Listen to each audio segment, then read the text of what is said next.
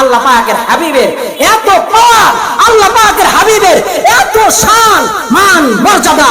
রব হলো রব্বুল আলামিন, আমার হাবিব হলো রাহমাতুল লিল আলামিন।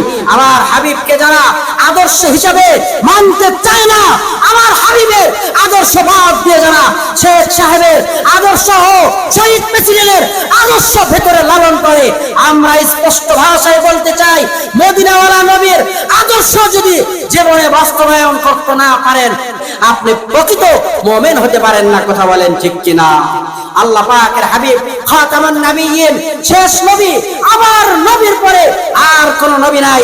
আমরা স্পষ্ট ভাষায় বলতে চাই, এদেশে আমরা অনেক ক্ষমতাসীনকে দেখেছি, অনেক ক্ষমতার রদ বদল হয়েছে, কেউ আজ পর্যন্ত কাদিয়ানীদেরকে কাফের ঘোষণা করে নাই।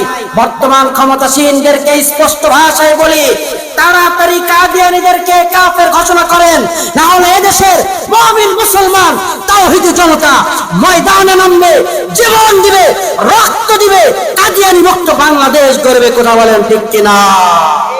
আল্লাহ পাক আমাদেরকে রাসূলের আদর্শ জীবনে বাস্তবায়ন করার তৌফিক দান করেন।